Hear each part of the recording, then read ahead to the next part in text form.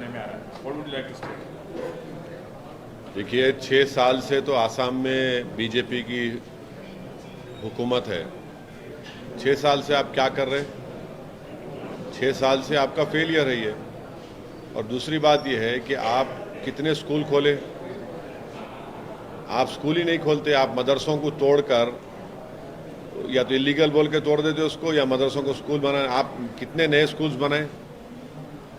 Important ये मसला है. और 4000 केसेस आप बुक कर रहे. अब सीएम बोल रहे 8000 केसेस. अच्छा, जिसको आप जेल को भिजा रहे, वो जो शादी हो गई उसका कौन देखभाल करेंगे? सीएम करेंगे क्या? उनका देखभाल कौन करेगा? उस बच्ची का देखभाल कौन करेगा? शादी तो खत्म नहीं होती, वो शादी तो रहेंगी. उनका देखभाल कौन करेंगे? स्टेट करेंगे क्या? 6 साल से आपकी सरकार है. फेलियर ऑफ द स्टेट है ये. ऊपर से आप और एक उन पे मुश्किलात के पहाड़ उन पे आप डाल दे रहे पूरा.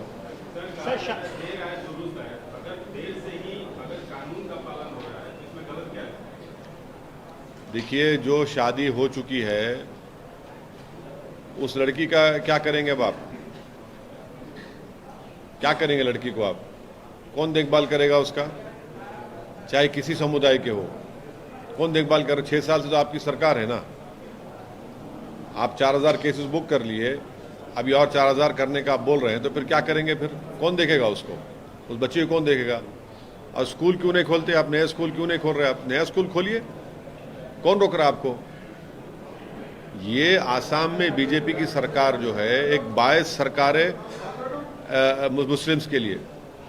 अपर आसाम में इन्होंने लैंडलेस लोगों को लैंड पट्टा दिया. लोअर आसाम में क्यों नहीं दे रहे भैया? आप दीजिए ना. लोअर आसाम में आप एविक्ट कर दे रहे हजारों की तादाद में लोगों को. सर, पार्लियामेंट का सेशन भी चल रहा है और आप खुद एक लॉ मेकर हैं. क्या इस इशू को आप उठाएंगे संसद में, और आपके हिसाब से इसका सोल्यूशन क्या होगा? पार्लियामेंट चले तो ना. पार्लियामेंट चलेगी तो बहुत से मुद्दे उठाने के हैं. हम तो चाह रहे हैं कि पार्लियामेंट चले. हमारी पार्टी ये चाहती है कि लोकसभा में प्रेसिडेंट एड्रेस के ऊपर डिबेट हो, तो बहुत से हम सब चीज़ मुद्दों को उठा सकते. पार्लियामेंट ही नहीं चल रही ना. सरकार चाहती है पार्लियामेंट चलना और अपोजिशन बोल रही है. सरकार को तो फायदा हो रहा है उसमें. पार्लियामेंट नहीं चल रही तो बच जा रहे हैं वो. आपके हिसाब से क्या होना चाहिए था? क्या किस तरीके से कॉमन ग्राउंड पे पहुंचे और पार्लियामेंट चले? हमारा मानना यह है कि अगर पार्लियामेंट नहीं चलती है तो उससे नरेंद्र मोदी सरकार को फायदा मिल रहा है. वो भाग रही है, उनको फायदा होता है. उनसे सवालात हम नहीं पूछ सकते, उनका एक्सपोज नहीं कर पाएंगे. तो पार्लियामेंट चलनी चाहिए. सर, आसाम के सीएम ने एक और बयान दिया है कि बाबू बाबा जो आक्रांता था उसने हमारे मंदिर को तोड़ के वो किया. हम लोगों ने उसकी जगह पे मंदिर स्थापित कर रहे हैं. तो क्या आपका? भारत को जब आज़ादी मिल गई अंग्रेज़ों की 200 साल की गुलामी के बाद, और उस आज़ादी की लड़ाई में संघ के लोगों ने कोई हिस्सा नहीं लिया था. 6 दिसंबर 1992 को बाबरी मस्जिद को किसने तोड़ा? वो बोले. और सुप्रीम कोर्ट ने इसको क्या कहा था? उस डेमोलिशन को एक एग्रीगेस एक्ट कहा था, अनलॉफुल एक्ट कहा था. ये फैक्ट है. और जब कोर्ट में केस चला तो कोर्ट एक अजीब फैसले पे आ गया. लोअर कोर्ट के किसी पे जो एक्यूज थे सबको बरी कर दिया. और ये मोदी सरकार उस पर अपील भी नहीं करती. 6 दिसंबर 1992 को सुप्रीम कोर्ट को जाकर इन्होंने कहा था कि हम हाथ नहीं लगाएंगे मस्जिद को. आपने डेमोलिशन कर दिया और जितने एक्यूज थे पूरे बरी हो गए. आप अपील भी नहीं करते. तो 6 दिसंबर 1992 को बाबरी मस्जिद को शहीद किया गया था. और आज़ादी मिलने के बाद रात के अंधेरे में चोरों की तरह मस्जिद में घुसकर उस पर कब्जा किया गया. और उस वक्त के डीएम नायर साहब ने पूरी मदद की उस मस्जिद को सील करके. और बाद में वो कलेक्टर साहब नायर साहब जनसंघ से एमपी भी बने. ये उसकी हिस्ट्री है. नहीं, ये इसका डेमोलिशन उस जगह पर जिस जगह पर बाबरी मस्जिद बनी सुप्रीम कोर्ट ने कहा कि कोई मंदिर को डिमोलिशन नहीं किया गया था। ये झूठ बोल रहा है चीफ मिनिस्टर। ये उसको सुप्रीम कोर्ट जजमेंट पढ़ना चाहिए। झूठ बोलने के आदी हैं। कहां कहा सुप्रीम कोर्ट ने कि मंदिर तोड़ी गई थी? झूठ बोल रहे हैं वो। मस्जिद तोड़ी गई थी 6 दिसंबर 1992 को। फेथ की बुनियाद पर सुप्रीम कोर्ट ने दे दिया, और मैंने उस वक्त भी कहा था कि इस जजमेंट के बाद बहुत से इश्यूज खुल जाएंगे। हम देख रहे हैं इश्यूज खुल गए। क्या हो रही है? मंदिर स्थापित हो रही है। हाँ, तो क्या किसी संवैधानिक पद पे बैठे हुए आदमी को इसके बाद इसको दूर देना, इस मसले पर बात करना? नहीं, देखिए ना, वो तो असल मुद्दों पे बात नहीं कर पाएंगे। असल मुद्दे क्या हैं?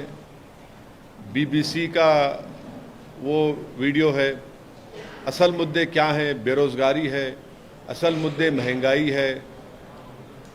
हाँ, असल मुद्दे मिस गवर्नेंस है। तो उसका कवर अप कैसे करेंगे? राम मंदिर बोल दो। कब तक भी इसके पीछे छुपेंगे लोग? कब तक भी इसके पीछे छुपेंगे? अगले साल 1 जनवरी को राम मंदिर का बताया जा रहा है। वो मुझे नहीं मालूम उसका क्या होगा। क्या 2024 को चुनाव? हाँ, देश में एक और मसला बड़ा चर्चा में है, अदानी साहब को लेकर, और दुनिया की आवाज पार्टी मीटिंग हो रही है, उसमें आपको बुलाया गया है। कौन कर रहा है ऑल पार्टी मीटिंग? कौन कर रहा है? प्रधानमंत्री से ऑल वो बुला रहे हैं।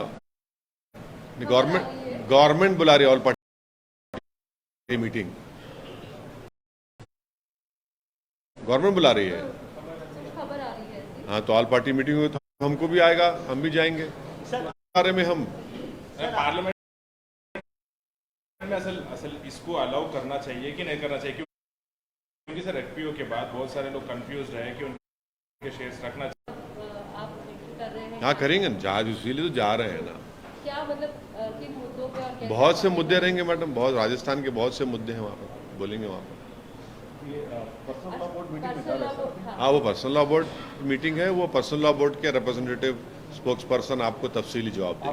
यूनिफॉर्म सिविल कोड की वो सब पर्सनल लॉ बोर्ड के स्पोक्स पर्सन आपको बताएंगे। मैं तो जाऊँगा।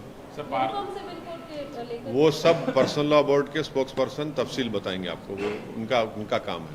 सर अदानी मसले, अदानी आपकी पार्टी महाराष्ट्र में काम करती है, नांदेड़ को आपका शहर जगह है, वहाँ पे बीआरएस का आगाज होने जा रहा है, वहाँ पे मीटिंग होने जा रही है, उनके साथ पब्लिक मीटिंग करने वाले हैं। तो जा सकते हैं, वो क्यों नहीं जा सकते हैं? भारत में कहीं भी जा सकते हैं। मैं भी जा सकता हूँ, आप भी जा सकते हो, वो जा सकते हैं, जा सकते हैं। अच्छा, एक अब सवाल ये है कि ये देखना पड़ेगा कि बी टीम किसको बोलेंगे, ये देखना पड़ेगा। क्योंकि अब ये जो ठेकेदार हैं, चौधरी लोग हैं, एक तो नेशनलिज्म के चौधरी हैं संघ बीजेपी वाले, और एक सेकुलरिज्म के चौधरी है तमाम सेकुलर पार्टीज वाले। अब ये लोग क्या बोलेंगे? अभी बराबर जा सकते हैं। उन्होंने अपनी पार्टी बनाई है, नाम बदल दिया है, बिल्कुल वो कहीं भी जा सकते। पार्टी है सर। तेलंगाना में 17 तारीख को इवेंट हो रहा है, आपको इनवाइट नहीं किया गया। का इनवाइट? नई सेक्रेटेरिएट का इनॉग्रेशन, इससे पहले खम्मम में मीटिंग होते, वहाँ आपको इनवाइट नहीं, उनके पार्टी की मीटिंग में मैं क्यों जाऊंगा? नहीं, वहाँ डीएमके को बुलाया जा रहा है, जेएमएम को बुलाया जा रहा है, सपा को बुलाया जा रहा है, जेडीयू को बुलाया जा रहा है। राजू की पार्टी को नहीं बुलाया जा रहा। नहीं, सुनिए, नहीं, उनकी पार्टी का फंक्शन है, वो जिसको चाहे बुलाए ना बुलाए, उससे हमको क्या करना है? आपसे जब आप बोलते नहीं, अरे सुनिए ना, पार्टी का फंक्शन है, वो जिसको चाहते बुलाए ना बुलाए, हमको क्या करना है? मुकम्मल कर दीजिए बात को। सेक्रेटेरिएट का जो इनॉग्रेशन हो रहा है, हम मुबारकबाद देते हैं। माशाल्लाह से ताजमहल से ऊंची इमारत बनाई हमारे चीफ मिनिस्टर ने। हम इतना ही कहेंगे कि उस सेक्रेटेरिएट के दामन में वो 2 मस्जिदें जिनको डिमोलिश किया गया था, हमारा एक ही रिक्वेस्ट है कि उस मस्जिदों को भी खोल दिया जाए। और चीफ मिनिस्टर ने वादा किया है, गवर्नमेंट ने वादा किया है, हाई कोर्ट में गवर्नमेंट ने एफिडेविट दिया कि वो मस्जिद बन रही है। तो हम उम्मीद यही करेंगे कि माशाल्लाह तेलंगाना स्टेट बल्कि पूरे इंडिया के लिए एक बहुत बड़ा एक एजाज़ की बात है कि इतना बड़ा सेक्रेटेरिएट बन रहा है। और उसमें हम ये उम्मीद करते हैं कि उन 2 मसाजिद को भी जो उस कंस्ट्रक्शन में डिमोलिश कर दिया गया था, उसको दोबारा बनेंगी और वहाँ पर नमाज शुरू होगी। सर,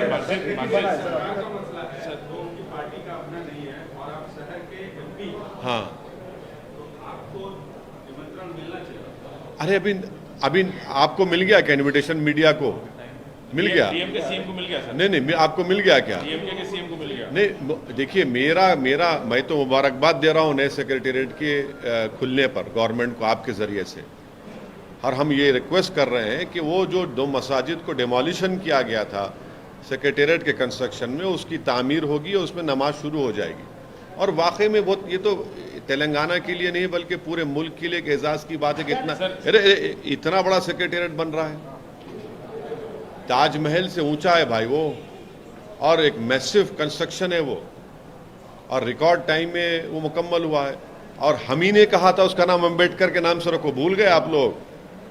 सीएम ने उसको कबूल किया, अब वो नहीं बोलते आप। लेकिन सर, कबूल किया। हाँ, कबूल हो गया ना, अम्बेडकर का नाम पड़ गया, बस है, काफी है। सर कबूल किए, मस्जिद भी बन गए, मगर नहीं, अब आप हमारा सेक्रेटेरिएट जब खुलेगा तो उसमें एडमिनिस्ट्रेशन को फायदा होगा, जनता को फायदा होगा, अच्छा है ना। आप इश्यू बेस्ड सपोर्ट करते हुए आए सर बीआरएस पार्टी को बहुत सारे मामलों में। मस्जिद बन गया वहाँ पे, बन गया, आप देख लिए? हाँ, मैंने देखा था सर, मैंने नहीं, देखा था। अब अगर आप देख लिए तो हमको भी देखने दो भाई, हम जाके नमाज पढ़ना चाह रहे सर हैं। मैंने देखा था, मैंने बाहर से देखा था, मस्जिद बन गया वहाँ पे। वेरी उस गुड, construction बहुत अच्छी बात है, पे बहुत अच्छी बात है। सर आप इश्यू बेस्ड सपोर्ट करते हुए आए, आपको क्यों दूर रखा जा रहा है? मतलब आपके बीच में कुछ नहीं, क्या दूर? खम्मम में भी आप नहीं थे। अरे खम्मम में मैं उनके पार्टी का प्रोग्राम है प्यारे। अब जैसा टाइम्स नाउ का कॉन्क्लेव हुआ, आप जिसको बुलाना चाह रहे बुलाते, नहीं बुलाते। आपका हुआ, एबीपी का हुआ, आपका इंडिया टीवी का हुआ, जी का हुआ, आपके हेडलाइंस टुडे का हुआ, जिसको बुलाना चाहते बुलाते, नहीं बुलाना चाहते नहीं बुलाते। ऑल इंडिया मजलिस इत्तेहादुल मुसलमीन है, वैसी भारत राष्ट्रीय समिति है। हाँ, बिल्कुल है। दोनों ऑल इंडिया है। हाँ। तो ऑल इंडिया की पार्टी बुला रहे हैं, तो आप तो नेचुरल अलाई है उनके। अरे नहीं बुलाए तो मैं क्या करूं भाई, मेरे को क्या करने का है? मैं अपनी दुनिया में खुश हूं। अब वो उनके पार्टी का प्रोग्राम है, आप समझा करिए बात को। सर जैसे सपा ने उत्तर प्रदेश में आपसे दूरी बनाए रखी, आरजेडी ने बिहार में आपसे दूरी बनाए रखी, हाँ।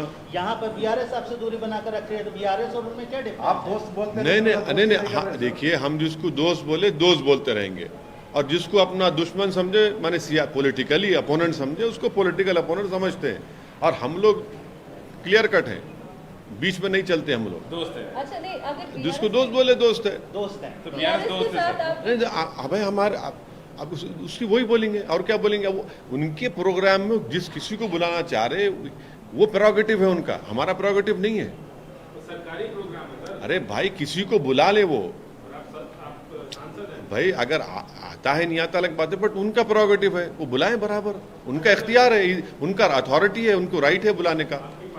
सर ये एक तरफा दोस्ती तो नहीं हुई? हाँ, आपके पार्टी की राष्ट्रीय कार्यकारिणी की बैठक होनी है, उसके बारे में क्या शेड्यूल है? मुंबई में क्या एजेंडा? हाँ, वो 2 दिन का है पूरा शेड्यूल। इंशाल्लाह ताला इम्तियाज जलील साहब हमारे एमपी जो हैं, वो पूरा शेड्यूल बना के आपको एक 3-4 दिन में मीडिया को दे देंगे। मोटा मोटी बता दीजिए सर कब हो रहा है? और नहीं, मोटा मोटा वो तो 25-26 तारीख को तो ऐलान हो चुका है। उसमें पूरे हमारे जितने एमएलएज हैं, जो भी इलेक्टेड मेंबर्स हैं पूरे, वो आएंगे, और स्टेट प्रेसिडेंट्स रहेंगे, डिस्ट्रिक्ट प्रेसिडेंट्स रहेंगे, सब बैठ के, और हमारी सोशल मीडिया की टीम भी होगी, सब बैठ के बात करेंगे। एजेंडा पूरा एजेंडा रहेगा, बनाएंगे, बना के इम्तियाज जलील साहब देंगे आप। कर्नाटक में बीआरएस चुनाव हो रहा साहब है से तो एक तरफा दोस्ती तो नहीं है कि वो तो आपको मतलब किसी भी इसमें नहीं बुला रहे हैं, जबकि बाकी पार्टियों के साथ बातचीत होती है। ये बाकी कैसी पार्टी- दोस्ती है सर? ये एक तरफा दोस्ती तो नहीं हो रही कि आप दोस्ती कर रहे हैं और वो दोस्ती के लिए तैयार नहीं है? एक तरफा प्यार। नहीं, मेरे को नहीं मालूम, मगर इस बारे में मैं नहीं बोल सकता। मेरे तरफ से मैं जो कहना मैं कह चुका हूँ। नहीं, आपकी तरफ से दोस्ती है? नहीं, आप देखिए, सियासत है ये, सियासत है ये। और कोई प्रोग्राम कर रहा है चीफ मिनिस्टर, उनका राइट है, वो किसी को बुला सकते हैं। भाई मेट्रो का इनॉग्रेशन हुआ तो नरेंद्र मोदी आए थे ना, मैं नहीं था जब आप लोगों को तकलीफ नहीं पूछने की। अरे आप नहीं गए मेरे कॉन्स्टिट्यूंसी में, अगर मैं नहीं गया, बुलाते हो जिसको चाहे बुलाते, उनका राइट है, मैं क्या करूं? जब टीआरएस थे सर, अभी बीआरएस है। हाँ, नहीं, देखिए चीफ मिनिस्टर किसी को भी बुला सकते हैं, गवर्नमेंट का प्रेरोगेटिव है। उनका इख्तियार है, बुलाएं वो। तेलंगाना में चुनाव होने वाले हैं सर, क्या रहेगा क्या है स्ट्रेटजी तेलंगाना के चुनाव के लिए? कर्नाटक के लिए क्या स्ट्रेटजी? तेलंगाना लड़ेंगे, जीतेंगे। कितनी सीटों पे लड़ेंगे? अरे 7 से बाहर जाएंगे, 7 ही पे लड़ेंगे? नहीं नहीं, आप जल्दी कहीं को है, आप कितनी क्यों इतनी जल्दी है? आपका ये फिक्र जाता है कि यहाँ से एमआईएम निकली है, बाहर की सीटों पे हमने, बाहर के राज्यों में आपने पहले डिक्लेयर किया है। इंशाल्लाह सही वक्त पे सही फैसला लिया जाएगा। कर्नाटक के लिए क्या है स्ट्रेटजी है? कर्नाटक में लड़ेंगे, जेडीयू के साथ जाएंगे, कोई बातचीत हो रही है? नहीं, कुछ भी नहीं, कोई बातचीत, जेडीएस के साथ कोई बातचीत नहीं उससे। अकेले लड़ेंगे? किसी से बातचीत ही नहीं हुई, जब होंगी आपको बता देंगे। अभी तक तो किसी से बातचीत नहीं हुई। कल्याण कर्नाटक का आपका फोकस रहेगा? हैदराबाद नहीं, जहाँ लड़ेंगे आपको बताएंगे। अभी कोई डिसाइड नहीं? अभी कोई एग्जैक्ट नंबर डिसाइड नहीं हुआ है। हमारे लोग, सब लोग मेहनत कर रहे हैं, देख रहे हैं, डिसाइड। लेकिन चुनाव लड़ेंगे आप? हाँ, चुनाव तो लड़ेंगे। चुनाव तो हमारे को चुनाव लड़ना ही आता है, और क्या है। कोई इंफ्रास्ट्रक्चर कंपनी तो नहीं है हमारी, अल्हम्दुलिल्लाह। मतलब कि फिर से बी टीम आपको बोला जाएगा? तो कोई बात नहीं, कोई क्या बोलना चाह रहे बोलो आप। हम जब दुनिया में रहेंगे तो इल्ज़ामात लगते रहेंगे, उसकी कोई परवाह नहीं है हमको। हम उसको क्या कर सकते हैं? किसी को अब बोलना चाह रहा है हमारी मोहब्बत में तो बोले।